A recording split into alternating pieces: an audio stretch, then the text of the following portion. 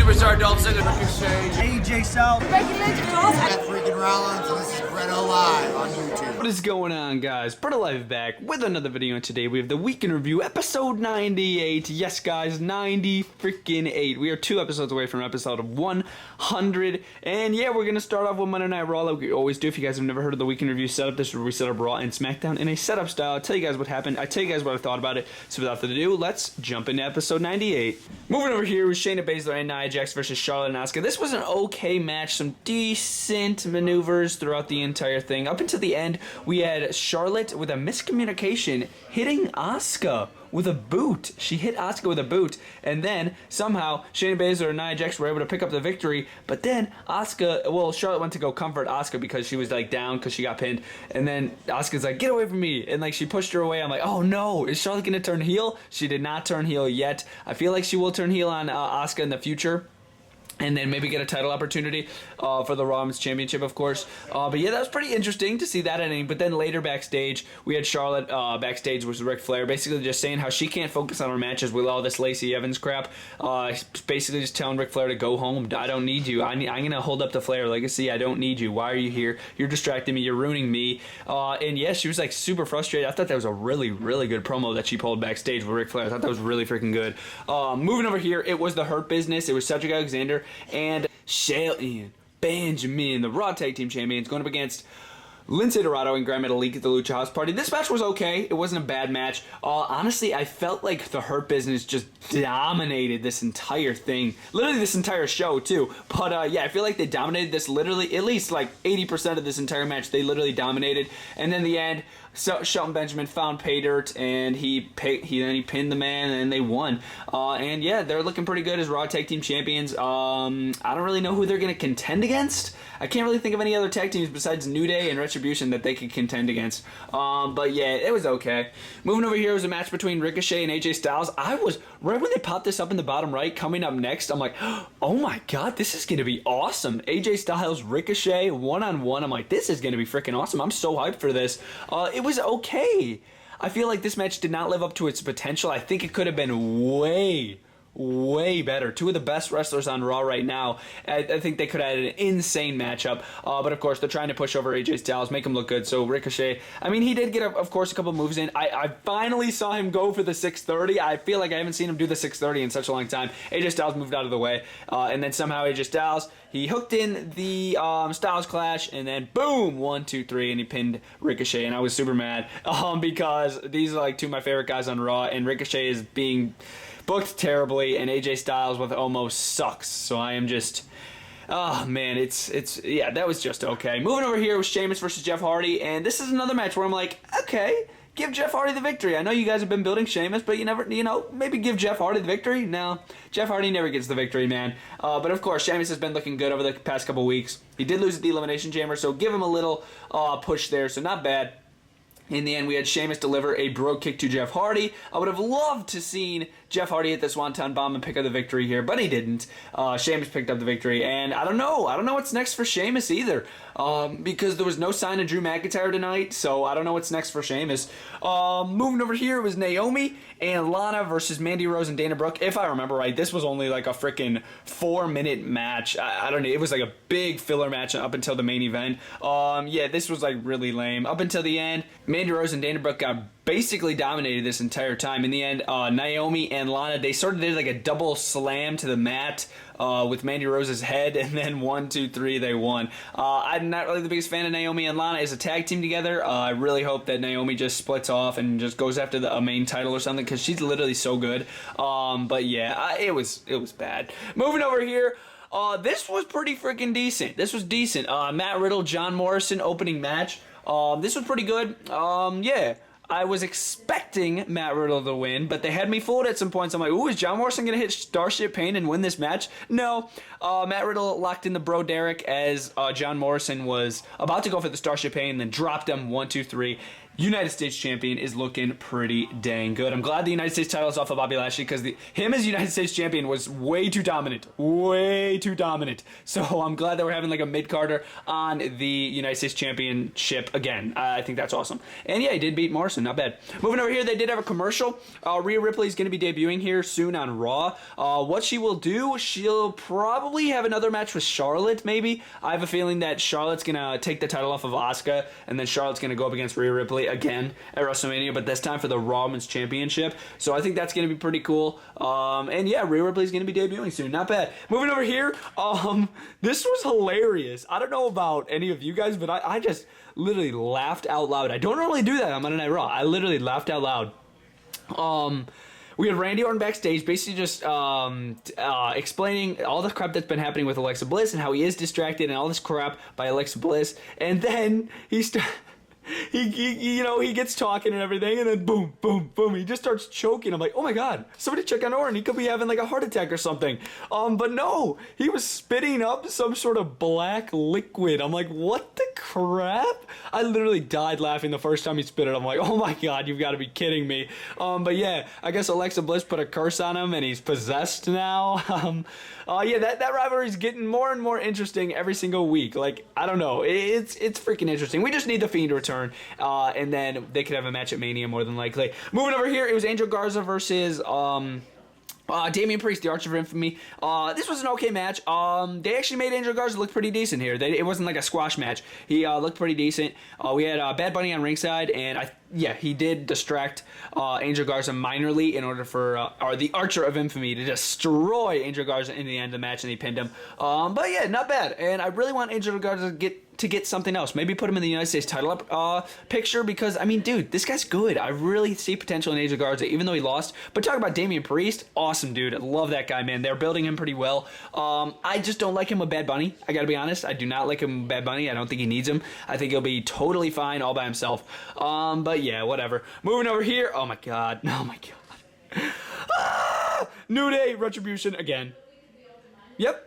New Day Retribution, freaking again. Oh my god, this is getting so old. Oh, right when they put Kofi Kingston in the Elimination Chamber, I'm like, okay, finally a new direction for Kofi Kingston. Maybe get out of that, Retribution rivalry. No, throw him right back in it. Yeah, so Retribution comes out. Xavier Woods is like, oh, there's Reckoning. I like how I do think it's kind of funny how they make fun of Reckoning. Like we want Reckoning in the ring. Reckoning's not like making you win or something. I think that's pretty funny. But yeah, it was an okay match. It was T-Bar and Mace versus Xavier Woods and Kofi Kingston. It was okay. You guys know how I feel. I could not care less about Retribution. I don't think anybody does. And New Day is just lost right now without Big E, to be honest.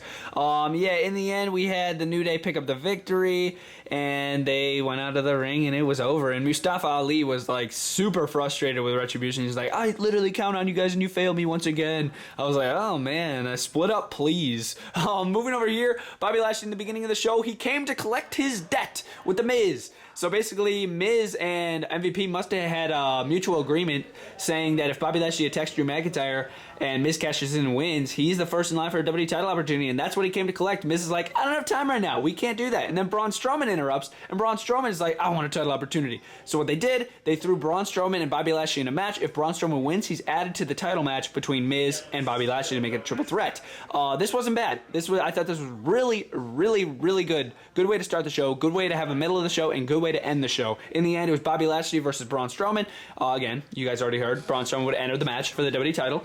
And I thought Braun was going to pick this one up, but no, he didn't. Bobby Lashley with a spear, and he dominated. Bobby Lashley the past couple weeks has just been dominating. I love it. I think it's awesome. He's a monster of a man. Bring back the headband.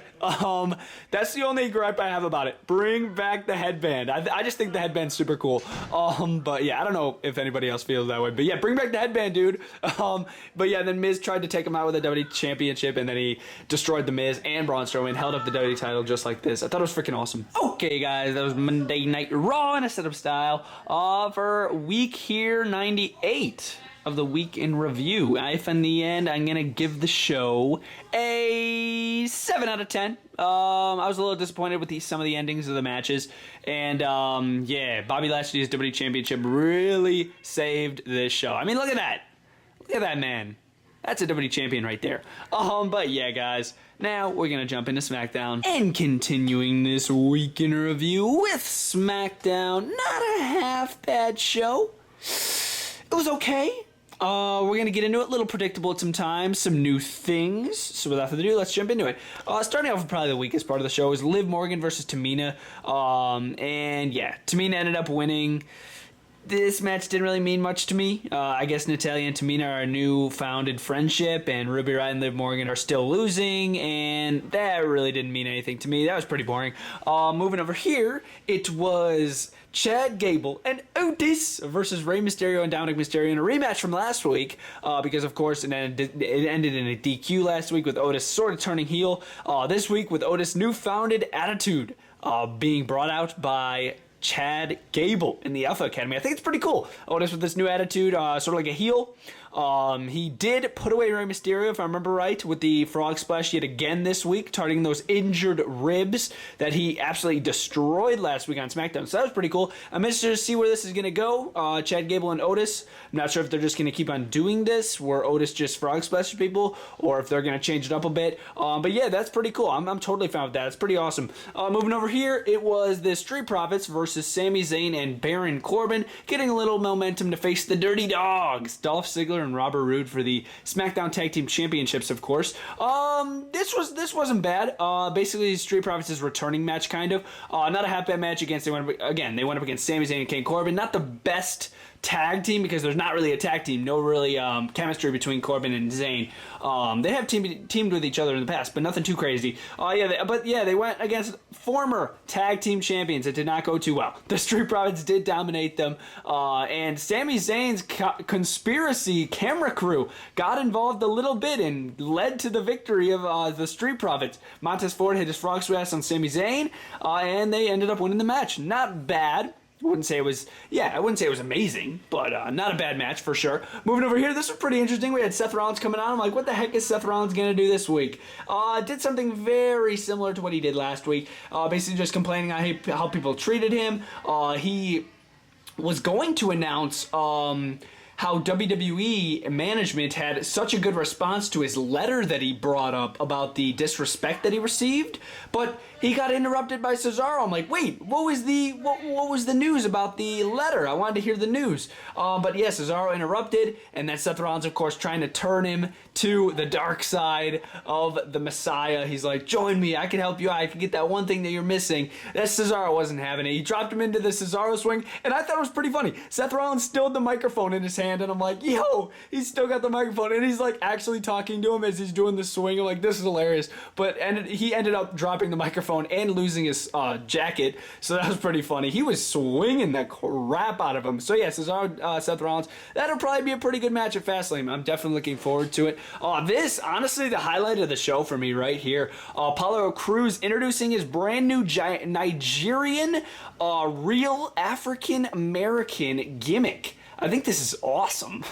To be honest with you, after 5 years, I believe, Apollo Crews is finally getting something.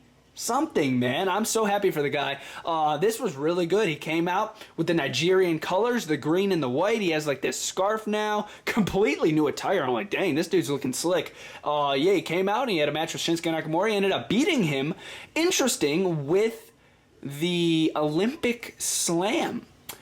Yeah, he used the Olympic Slam to pick up the victory over Shinsuke Nakamura. I thought his finisher was the spin-out powerbomb, but I guess new attire, new Apollo, man. So not bad. I'm definitely interested to see what else Apollo Crews is going to have to offer. He also mentioned like his grandfather and his if somebody messes with you, introduce him to Steel, and that's what he did to Big E as he turned heel last week, so that's not bad. I'm definitely into that. Moving over here, this was a little predictable. It was Daniel Bryan versus Jey Uso in the main event of the show. I'm like, I guarantee Roman Reigns somehow gets involved in this. And yeah, if Daniel Bryan won, then Daniel Bryan would get an opportunity at the Universal Championship at Fastlane. If he loses, then it would remain a tag team match, Reigns and Jey versus Daniel Bryan and Edge, I think it was going to be. But yeah, in the end, it was a double count out, and I feel the ref counted so quick. It was weird. I'm like, wait, he's already at 9? Oh my not. I feel like they just got outside of the ring. But yeah, it was Jey Uso, Daniel Bryan. In the end, they got a double count out, and then it just started becoming a beatdown, and then Roman Reigns out of nowhere, 2-on-1. Yeah, so that wasn't bad, I guess. Again, just a little predictable. I mean, they've ended the show with Roman, and started the show with Roman Reigns the past, like, 3 episodes of SmackDown. So yeah, getting a little repetitive, not gonna lie. But yeah, not a bad way to end the show. But yeah, guys, that was SmackDown. Oh yeah, we also had Kenny Omega kidding, but look at how beautiful that figure looks. Holy! Unraveled Series 4-man review dropping soon. But yeah, guys, really, if you guys enjoyed this weekend review setup, if I were to rate SmackDown this week, I would give SmackDown a solid 7 out of 10. Thought it wasn't a bad show. Definitely entertained me most of the time. I love the new Apollo Crews thing. I think that's freaking awesome. And I'm interested to see where that's going to go. But yeah, guys, that was a weekend review. Really, if you guys enjoyed, BrettO Live out.